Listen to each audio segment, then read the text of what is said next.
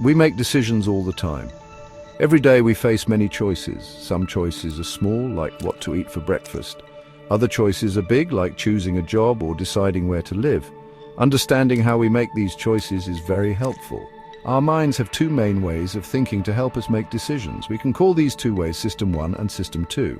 System 1 is fast thinking. It works automatically and quickly. This is our intuitive thinking. System 2 is slow thinking. It's more careful and deliberate. This is our logical, analytical thinking. Both systems are active when we are awake. They play different roles in how we process information and arrive at conclusions.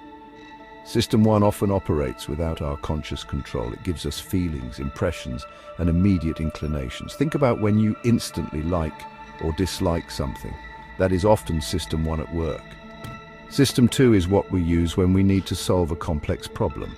It helps us when we need to focus, make calculations, or consider different arguments carefully. This essay will explore these two systems of thought. We will look closely at intuition, or System 1. We will see how it helps us and where it might lead us astray. We will also examine logic, or System 2. Finally, we will discuss practical ways to balance intuition and logic. Intuition is a fascinating part of how our minds work. It is often described as a gut feeling or an inner knowing. When we have an intuitive thought, it seems to appear suddenly. It is a form of knowledge that arises without conscious reasoning. This immediate insight can be very powerful. It guides many of our daily reactions and quick judgments. For example, you might meet someone new and instantly feel comfortable or wary. This initial sense is often driven by your intuition, processing subtle cues very quickly. Where does this intuition come from? It is largely based on our past experiences and learning. Our brain stores vast amounts of information from everything we have seen, done, and felt. Intuition is our brain quickly matching a current situation to these stored patterns. Emotions play a very significant role in our intuitive responses. Our feelings often act as signals. They tell us to pay attention to something or to act in a certain way. For instance, a feeling of unease might be an intuitive warning that something is wrong. So intuition is a real and important mental process. It operates below the level of our conscious awareness. One of the greatest strengths of intuition is its speed. System 1 thinking allows us to make very quick judgments and decisions. This is incredibly useful in situations where time is critical. Imagine a driver who suddenly swerves to avoid an unexpected obstacle on the road. There is no time for slow, logical deliberation. The decision to act must be instant. Intuition, drawing on past driving experiences and learned reflexes, makes this rapid response possible. Intuition is also closely linked to creativity and insight. Sometimes the solution to a difficult problem appears in a flash of understanding. This aha moment often comes from our intuitive mind. However, intuition also has significant weaknesses. A major one is its susceptibility to cognitive biases. Biases are systematic errors in thinking that can distort our judgments. For example, the confirmation bias makes us favor information that confirms our existing beliefs. Another limitation is that we can be overconfident in our intuitive feelings. Because intuition feels so direct and certain, we tend to trust it too much. Section 4, the role of logic thinking, step by step. Logic, or System 2 thinking, is the other crucial part of our decision-making toolkit. It involves a more deliberate and conscious mental effort. When we use logic, we are engaging in rational thought. We analyze information carefully. We consider facts and evidence. We try to follow a structured process to reach a conclusion. Logical thinking is about being systematic and methodical. It helps us to understand complex situations and to make choices based on reason rather than just feelings or impressions. The process of logical thinking often involves several steps. First, we need to clearly define the problem or the decisions we need to make. Then we gather relevant information and examine it critically. We weigh the pros and cons of each alternative. Finally, we make a decision based on this careful evaluation. Logic is particularly important when we face complex decisions with significant consequences. In these situations, relying solely on a gut feeling can be risky. Logic helps us to break down the problem into manageable parts. Section 5. Intuition meets logic, harmony and conflict.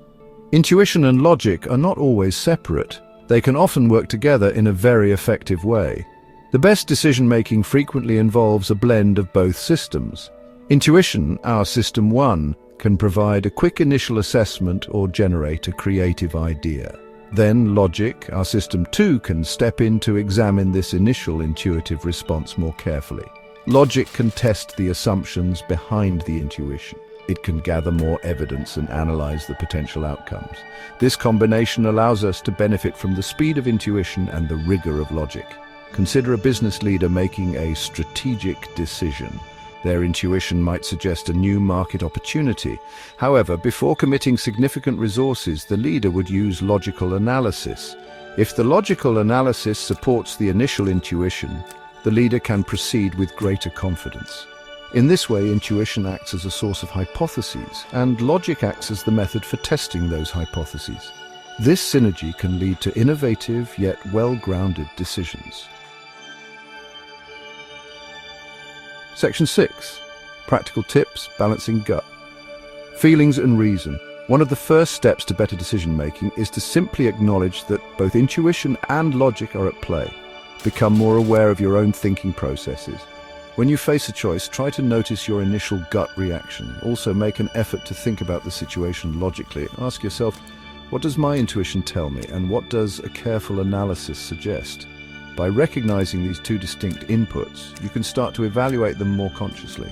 For decisions that have significant consequences, it is crucial to slow down. System 1, our intuition, is fast, but System 2, our logic, needs time to operate effectively. If you rush an important choice, you are more likely to rely too heavily on intuition.